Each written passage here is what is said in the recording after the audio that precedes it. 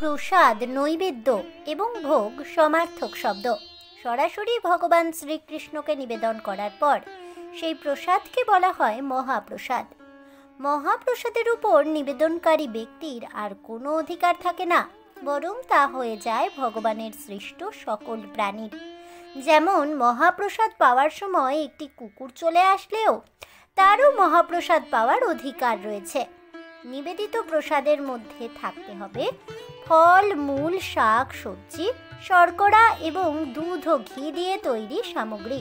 তবে পেঁয়াজ, রসুন, মাশরুম বা ছত্রাক, এমনকি মুসুর ডাল বা অধিক মশলাযুক্ত খাবার বর্জনীয়। প্রসাদের সাথে অবশ্যই একটি পাত্রে বিশুদ্ধ জল দিতে হবে।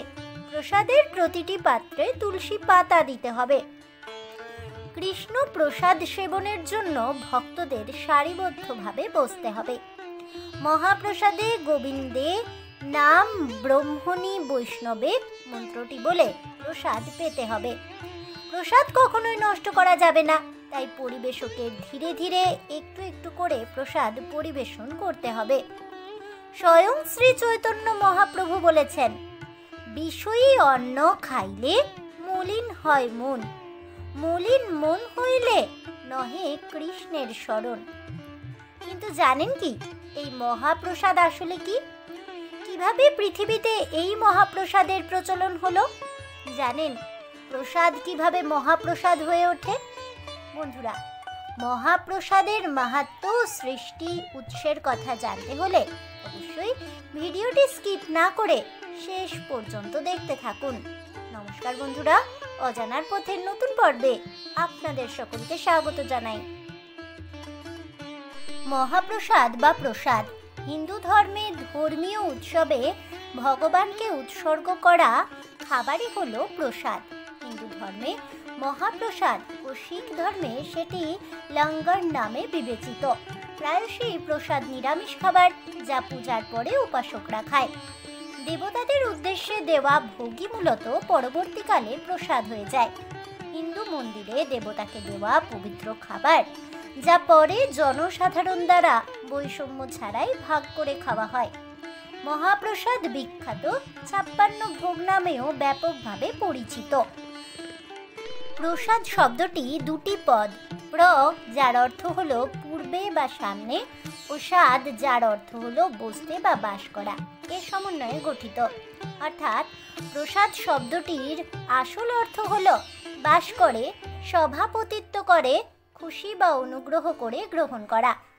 এটি যে কোনো কিছু, বিশেষত খাদ্যকে নির্দেশিত করে, যা প্রথমে কোনো দেবতা বা সাধুকে দেওয়া হয় এবং তারপর তার শুভ প্রতীক হিসাবে তার অনুসারীদের বা অন্যদের কাছে তার নামে বিতরণ করা হয়। প্রসাদকে কখনো কখনো উপহার বা অনুগ্রহ হিসেবে অনুবাদ করা হয়ে থাকে। বস্তুগত অর্থে প্রসাদ একজন মানব ভক্ত ও দেবতার মধ্যে দেওয়া ও গ্রহণের একটি প্রক্রিয়া দ্বারা হয়ে থাকে। অর্থাৎ একজন ভক্ত কোনো বস্তু, যেমন ফুল, ফল বা মিষ্টির নৈবেদ্য দেয় ভগবানকে। দেবতা তখন তা উপভোগ করেন বা নৈবেদ্যর কিছুটা অংশ স্বাদ গ্রহণ করেন। এই ঐশ্বরিকভাবে বিনিয়োগ করা পদার্থকেই প্রসাদ বলা হয়। ভক্ত দ্বারা গ্রহণ, পরিধান ইত্যাদি গ্রহণ করা হয়ে থাকে। এটি একটি উপাদান যা মূলত দেওয়া হয়েছিল বা অন্যদের দ্বারা দিয়েছিল, তারপর অন্যান্য ভক্তদের কাছে পুনরায় বিতরণ করা হয়। বিভিন্ন মন্দিরে ভক্তদের জন্য বিভিন্ন ধরনের প্রসাদ, যেমন বাদাম, মিষ্টি ইত্যাদি বিতরণ করা হয়ে থাকে। খাদ্য প্রদান এবং পরবর্তীকালে প্রসাদ গ্রহণ পুজোর একটি গুরুত্বপূর্ণ বিষয়। যে কোনো খাবার যা শারীরিকভাবে দেবতার প্রতিমূর্তির জন্য নিবেদন করা হয় অথবা নীরবে প্রার্থনা করা হয়, তাই হলো প্রসাদ। তবে জানেন কি কিভাবে মহাপ্রসাদ এই পৃথিবীতে সৃষ্টি হলো? কথিত আছে, একসময় নারদ মুনির একবার বাসনা হলো যে তিনি ভগবান নারায়ণের প্রসাদ পেতে চান, কিন্তু যা ছিল একেবারেই অসম্ভব, কারণ নারায়ণের প্রসাদ কেবলমাত্র মহালক্ষ্মী ব্যতীত অন্য কেউই পেতে পারেন না। এমন সংকটে নারদ মুনি লক্ষ্মী দেবীকে প্রসন্ন করার হেতু তপস্যা শুরু করলেন। অতঃপর 12 বছর তপস্যার পর দেবী লক্ষ্মী প্রসন্ন হলেন এবং নারদ মুনিকে বললেন, তোমার তপস্যায় আমি সন্তুষ্ট হয়েছি, বলো কি বর চাও তুমি? তখন উত্তরে নারদ মুনিবর বললেন যে তিনি স্বয়ং নারায়ণের প্রসাদ পেতে চান। মাতা লক্ষ্মী এবার বিপদে পড়ে গেলেন, কিন্তু নারদ মুনিকে বর যে দিতে হবে, তাই তিনি তথাস্তু বলে দিলেন সেই মুহূর্তে। লক্ষ্মী দেবী বললেন, ঠিক আছে, তুমি এখানে অপেক্ষা করো, নারায়ণের ভোজন শেষে তার অবশেষ প্রসাদ তুমি পাবে। অবশেষে যখন নারদ মুনি সেই প্রসাদ পেল, তার সেবা করে সে আনন্দে আত্মহারা হয়ে গেল। বিনার ছন্দে নারায়ণ নারায়ণ বলতে বলতে কৈলাস অভিমুখে যাত্রা করলেন। ভগবান শিব তখন নারদ মুনিকে তার আনন্দের হেতু জানতে চাইলেন। নারদ মুনি তখন সবিস্তারে সব ঘটনা বর্ণনা করলেন। তাই শুনে মহাদেব শিবেরও ইচ্ছে হলো যে তিনিও নারায়ণের প্রসাদ পাবেন। নারদ মুনি বললেন যে তিনি সব খেয়ে ফেলেছেন, কিন্তু এখন উপায় কি হবে? নারদ মুনি তার হাতের দিকে তাকিয়ে দেখলেন যে হাতের এক পাশে এক বিন্দু প্রসাদ এখনো লেগে আছে। শিব ভগবান সেটাই জল দিয়ে ধুয়ে তার সেবা করলেন। সেই চিন্ময় প্রসাদের এমনই স্বাদ ছিল যে ওইটুকু খেয়েই ভগবান শিব আনন্দে তাণ্ডব নৃত্য শুরু করে দিলেন। এইদিকে মাতা পার্বতী এমন তাণ্ডব নৃত্যের শব্দ শুনতে পেলেন আর ভাবলেন যে এখন তো পৃথিবীর ধ্বংসের সময় উপস্থিত হয়নি, তবে আমার স্বামী কেন তাণ্ডব নৃত্য শুরু করলেন? নিকটে গিয়ে ভগবান শিবকে তিনি জিজ্ঞেস করলেন এবং সমস্ত ঘটনার বিবরণ শুনলেন। তখন মাতা পার্বতী বললেন তিনিও নারায়ণের প্রসাদ পেতে চান, কিন্তু এখন তো আর কোনোভাবেই তা সম্ভব নয়। পার্বতী দেবী অভিমান করলেন যে তিনি পত্নী হওয়া সত্ত্বেও কেন তার স্বামী নারায়ণের প্রসাদ একা সেবন করেছেন। তখন মাতা পার্বতী নারায়ণের ধ্যানে বসলেন। দেবী পার্বতীর তপস্যায় তুষ্ট হয়ে নারায়ণ তাকে দর্শন দিলেন এবং বললেন, বলো পার্বতী, তুমি কি বর চাও? তখন মাতা পার্বতী বললেন, হে নারায়ণ, আপনি তো সবই জানেন, তবে আমার আরো প্রার্থনা আছে। এই জগতের সবাই আমার সন্তান। হে ভগবান, আমার সন্তানদের রেখে আপনার প্রসাদ শুধু আমি একা পাবো তা কখনোই হতে পারে না। তাই আপনার মহাপ্রসাদ যাতে জগতের সবাই পায়, সেটাই আমার প্রার্থনা। উত্তরে তখন ভগবান বললেন, কলিকালে আমি যখন জগন্নাথ দেব রূপে লীলা করব, তখন আমি অকাতরে আমার মহাপ্রসাদ বিতরণ করব। আর সেই প্রসাদ প্রথমে তোমাকে দেওয়া হবে, পরে তা জগতের সবাইকে দেওয়া হবে। আর তাই আজও পুরীর জগন্নাথ মন্দিরে গিয়ে দেখা যায়, সেখানে জগন্নাথ দেবের মন্দিরের পাশে বিমলা দেবীর অর্থাৎ পার্বতী দেবীর একটি মন্দির আছে। সেখানে জগন্নাথের প্রসাদ প্রথমে দেবী বিমলাকে অর্থাৎ পার্বতীকে অর্পণ করা হয়, আর পরে সেই প্রসাদ মহাপ্রসাদ রূপে সকলকে বিতরণ করা হয়ে থাকে। আর এভাবেই দেবী পার্বতী তার পৃথিবীর সকল সন্তানদের জন্য মহাপ্রসাদের ব্যবস্থা করলেন। কিন্তু জানেন কি, পুরীর জগন্নাথ মন্দিরের প্রসাদকে কেন মহাপ্রসাদ বলা হয়? পুরাণে বলা আছে, একবার মহাপ্রভু বল্লভাচার্য একাদশীর উপবাসে জগন্নাথ মন্দিরে পৌঁছেছিলেন। এখানে ভগবান জগন্নাথ বল্লভাচার্যের আনুগত্য পরীক্ষা করার সিদ্ধান্ত নিলেন। উপবাসের দিন তিনি প্রসাদ আকারে বল্লভাচার্যকে ভাত সহ 56 রকমের খাবার দিয়েছিলেন। বল্লভাচার্য প্রসাদ নিলেন কিন্তু খাননি। পরের দিন দ্বাদশী স্তোত্র শেষ হলে বল্লভাচার্যজি প্রসাদ গ্রহণ করেন। কথিত আছে এরপর প্রসাদ এখানে মহাপ্রসাদের সম্মান পায়। কথিত আছে জগন্নাথপুরীর প্রসাদ অলৌকিক।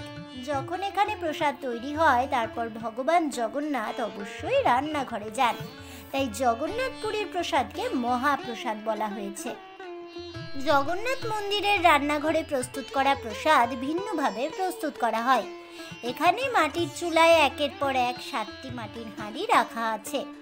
এগুলির মধ্যে সবচেয়ে নিচের পাত্রের পরিবর্তে উপরের পাত্রের খাবার ও শাকসবজি আগে রান্না হয়।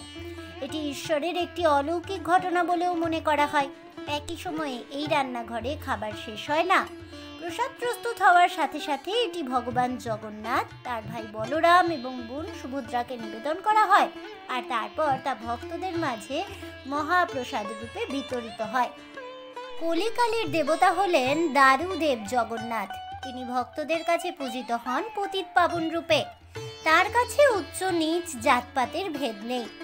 জঙ্গলের গভীরে সবররাজ বিশ্বাবাসু দ্বারা পূজিত হতেন ভগবান নীলমাধব। তার শ্রীক্ষেত্র আগমন বিশ্ববসুর জামাতা বিদ্যাপতির সূত্রে। কথিত আছে তিনি উড়িষ্যা রাজকে স্বপ্ন দিয়ে বলেন তার পূর্ব সেবকের থেকেই সেবা পেতে চান তিনি, তাই বিদ্যাপতি ও ললিতার বংশধররাই বংশ পরম্পরায় তার সেবা করবে, তারাই রাঁধবেন জগন্নাথের ভোগ। জগন্নাথের মন্দিরে ভক্তেরা আকুল হয় তার প্রসাদ পেতে। এ শুধু প্রসাদ নয়, মহাপ্রসাদ যে। মহাপ্রভু শ্রী চৈতন্যদেব প্রথম এই মহাপ্রসাদ শব্দটির ব্যবহার করেন। ভগবান শ্রীকৃষ্ণের অধর স্পর্শ করেছে যে প্রসাদ, তাই হলো মহাপ্রসাদ। মহাপ্রসাদ সকলের, জাত পাত জাতি ধর্ম বর্ণ নির্বিশেষে ভেদাভেদ সকলের উপরে এই মহাপ্রসাদ। জগন্নাথের ভোগপ্রসাদ মহাপ্রসাদ হয়ে ওঠে না বিমলা মায়ের যোগ ছাড়া। প্রসাদের মহাপ্রসাদ হয়ে ওঠা নিয়ে প্রচলিত আছে একাধিক কাহিনী। সেরকমই একটি লোক কাহিনীর আখ্যান অনুযায়ী বিষ্ণুর ভক্ত ছিলেন শিবশম্ভু। একবার তার ইচ্ছে হলো গোলকধামে গিয়ে শ্রী বিষ্ণুর দর্শন করবেন। সেই মতো কৈলাস থেকে রওনা হলেন গোলকের উদ্দেশ্যে। যখন বিষ্ণু ধামে এলেন তখন নারায়ণ আহারে বসেছেন। শিব অপেক্ষা করতে লাগলেন তার আহার সম্পূর্ণ হওয়ার জন্য। আহার সমাপন হলে বিষ্ণুর সাক্ষাৎ হলো শিবের। চরণ বন্দনা সৃষ্টি স্থিতি ভাব নিয়ে সব আলোচনা বিনিময় হওয়ার পর বিদায়ক্ষণ এসে উপস্থিত। তখন মহাদেব বিষ্ণুর কাছে প্রসাদ প্রার্থনা করলেন। এদিকে নারায়ণের ভোগ্য আহারের কিছুমাত্র অবশিষ্ট ছিল না। এই যখন অবস্থা, তখন শিব দেখতে পেলেন নারায়ণের থালার পাশে কিছু অন্ন লেগে আছে। তিনি সেই অন্নই নারায়ণের প্রসাদ জ্ঞানে নিয়ে মুখে দিলেন। সে প্রসাদের এমনই গুণ যে ভাবে আচ্ছন্ন হয়ে পড়লেন মহাদেব। তার মুখে লেগে রইল অন্নের একটু অংশ। সেই অবস্থাতেই কৈলাসে ফিরলেন তিনি। কৈলাসে যখন তিনি এলেন তখন দেবর্ষি নারদ উপস্থিত সেখানে। তিনি মহাদেবকে দেখেই বুঝতে পারলেন অন্নের রহস্য। তিনিও মহাদেবের থেকে গ্রহণ করলেন নারায়ণের প্রসাদ। এই লীলা যখন চলছিল তখন দূর থেকে তা অবলোকন করছিলেন দেবী পার্বতী। তিনিও শিবের কাছে এসে প্রসাদ দাবি করলেন, কিন্তু শিবের কাছে আর কিছুই তেমন নেই। শুনে দেবীর খুব অভিমান হলো। তিনি চললেন নারায়ণের কাছে। গোলকধামে এসে নারায়ণকে বললেন, আমার কি এমন অপরাধ যার জন্য আমি প্রসাদ পাবো না? তখন নারায়ণ তাকে প্রবোধ দিলেন, কলিকালে পুরুষোত্তম ক্ষেত্রে দেবী পার্বতী তার মন্দিরে তার শক্তি রূপেই অবস্থান করবেন। তখন তার প্রসাদই দেবীর প্রসাদ রূপে গ্রহণ করবেন, আর সেই প্রসাদ তখনই হয়ে উঠবে মহাপ্রসাদ। শ্রীক্ষেত্রে সারাদিনে 6 বার ভোগ নিবেদন করা হয় জগন্নাথ দেবকে। বাল্যভোগ, সকাল ধূপ বা রাজভোগ, ছত্রভোগ, দ্বিপ্রহর ধূপ বা মধ্যাহ্ন ভোগ, সন্ধ্যা ধূপ, বড় শৃঙ্গার ধূপ। প্রতিদিন জগন্নাথ বলরাম সুভদ্রাকে ভোগ নিবেদনের পর ভোগের প্রধান পাত্র দেবী বিমলার মন্দিরে আনা হয়। তাকে নিবেদন করার পর সেই পাত্র শ্রীমন্দিরের গর্ভগৃহে ফিরিয়ে আনা হয়। সেই ভোগ অন্যান্য পাত্রে মিশিয়ে দিলে তবেই তা হয়ে ওঠে মহাপ্রসাদ। শোনা যায়, ভোগ যখন জগন্নাথ দেবের উদ্দেশ্যে নিয়ে যাওয়া হয় তখন তাতে কিছুমাত্র সুগন্ধের লেশ থাকে না, কিন্তু বিমলা মাকে উৎসর্গ করার পরে সুগন্ধ মিশে যায় অন্যের প্রতিটি কণায়। এই মহাপ্রসাদের কাছে কেবল ভক্তি সত্য, আর সব ভেদাভেদ মিথ্যা। আজ এ পর্যন্তই।